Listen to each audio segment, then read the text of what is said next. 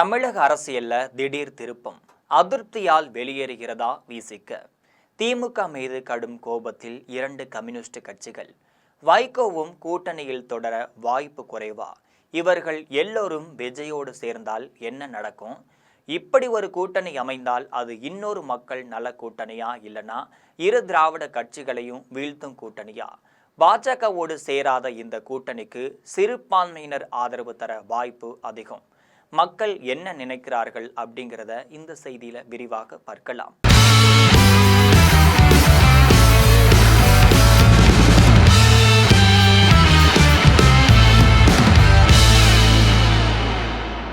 தமிழக சட்டசபை தேர்தல் 2026 நெருங்கி வரும் வேளையில மாநில அரசியல் களம் முன்னென்போதும் இல்லாத வகையில புதிய கூட்டணி கணக்குகளால சூடுபிடிக்க தொடங்கிருச்சு.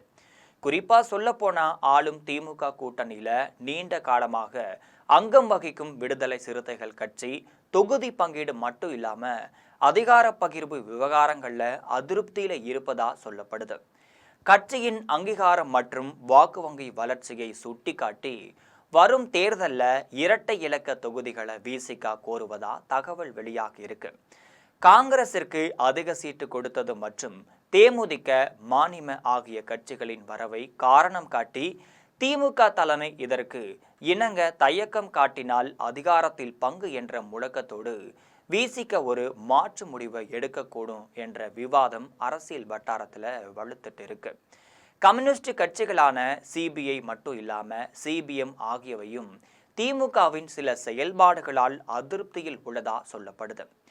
தொழிற்சங்க உரிமைகள் மற்றும் அரசு ஊழியர்களின் கோரிக்கைகளை நிறைவேற்றுவதில் திமுக அரசு காட்டும் சுணக்கம் இடதுசாரி கட்சிகளிடையே ஒருவித நெருடலை ஏற்படுத்தியிருக்கு. தொகுதி பங்கீடு பேச்சுவார்த்தையின் போது தங்களுக்கு உரிய முக்கியத்துவம் அளிக்க வேண்டும் அப்படிங்கிறதுல அவர்கள் உறுதியா இருந்துட்டு இருக்காங்க. கடந்த தேர்தல்களை போலவே குறைவான தொகுதிகளை வழங்க திமுக முன்வந்ததால கம்யூனிஸ்ட் கட்சிகள் தங்கள் அடுத்த கட்ட நகர்வு குறித்து தீவிரமா யோசிக்க வாய்ப்பு இருக்கு. இது திராவிட பேர் இயக்கங்களின் பிடியில இருந்து இடதுசாரிகள் விலகும் ஒரு புள்ளியா அமையலாம்.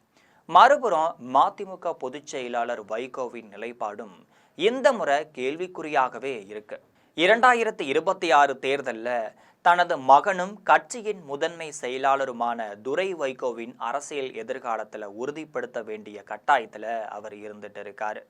திமுக கூட்டணியில மதிமுகவிற்கு போதிய தொகுதிகள் கிடைக்குமா, இல்லைனா உதயசூரியன் சின்னத்திலேயே போட்டியிட வேண்டும் அப்படிங்கிற நிபந்தனை விதிக்கப்படுமா அப்படின்னு குழப்பம் நீடிச்சிட்டு இருக்கு.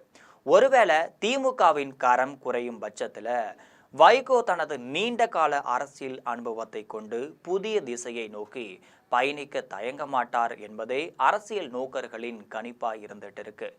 இந்த மாதிரியான சூழல்ல நடிகர் விஜயின் தமிழக வெற்றி கழகம் ஒரு வலுவான மாற்று சக்தியா தன்னை முன்னிறுத்தி வருது. விசிக இடதுசாரிகள் மட்டும் இல்லாம மதிமுகங்கிற மாதிரியான கட்சிகள் விஜயுடன் கைகோர்த்தால் அது தமிழக அரசியல்ல ஒரு மிகப்பெரிய மெகா கூட்டணியா மாறும். ஆனா இந்த கூட்டணி 2016 அமைக்கப்பட்ட மக்கள் நல கூட்டணியை போல இருக்குமா, இல்லைன்னா அதைவிட வலிமையான ஒரு மாற்றமாக இருக்குமா அப்படிங்கிற கேள்வி எழுந்திருக்கு. அதே நேரத்தில் இருந்ததை விட இப்ப விஜயின் இளைஞர் பட்டாளம் மட்டும் இல்லாம இந்த கட்சிகளின் கட்டமைக்கப்பட்ட வாக்கு வங்கி இணைந்ததால அது இரு திராவிட கட்சிகளுக்கும் சிம்ம சொப்பனமா அமையக்கூடும். பாஜகவோடு சேராத அதே சமயம் திராவிட கட்சிகளுக்கு மாற்றாக அமையும் இத்தகைய கூட்டணிக்கு சிறுபான்மையினர் மட்டும் இல்லாம தலித் மக்களின் ஆதரவு பெருமளவுல கிடைக்க வாய்ப்பு இருக்கு. மதவாத அரசியலை எதிர்க்கும் அதே வேளையில ஊழல் மட்டும் இல்லாம வாரிசு அரசியலுக்கு எதிராக ஒரு மாற்றத்தை தேடும் வாக்காளர்களுக்கு இந்த கூட்டணி ஒரு நம்பிக்கையான வடிகாலாக அமையலாம். குறிப்பா சொல்ல போனா முதல் முறை வாக்களிக்கும் இளைஞர்கள் மட்டும் இல்லாம நடுநிலை வாக்காளர்கள் இந்த புதிய அரசியல் மாற்றத்தை வரவேற்க அதிக வாய்ப்புகள் இருக்கு.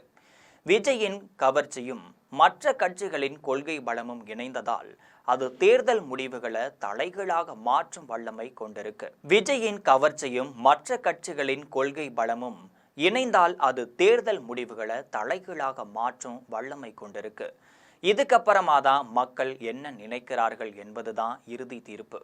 வெறும் தேர்தல் கால கூட்டணிகள் மக்களின் மனங்களை வென்றுவிடுமா, இல்லைனா கொள்கை ரீதியான ஒரு நிரந்தர மாற்றத்தை மக்கள் எதிர்பார்ப்பார்களா அப்படிங்கிறத பொறுத்து இந்த வெற்றி அமையும். திராவிட கட்சிகளின் பலமான அடித்தளத்தை தகர்ப்பது அவ்வளவு எளிதான காரியம் கிடையாது. ஒருவேளை இத்தகைய மூன்றாவது அணி உருவாயிச்சுன்னா அது வாக்குகளை பிரித்து யாருக்கு சாதகமாக முடியும் அப்படிங்கிறது விவாதத்திற்குரியது. ஆனா தமிழக அரசியல்ல ஒரு மிகப்பெரிய மாற்றத்தை நோக்கி நகர்ந்து கொண்டிருக்கிறது என்பது மட்டுமே நிதர்சனமான உண்மையா இருக்கு. இது போன்ற அரசியல் நிகழ்வுகளை அன்றாடம் தெரிந்து கொள்ள ஜெம் தொலைக்காட்சியுடன் எப்பொழுதும் இணைப்பில் இருங்கள்.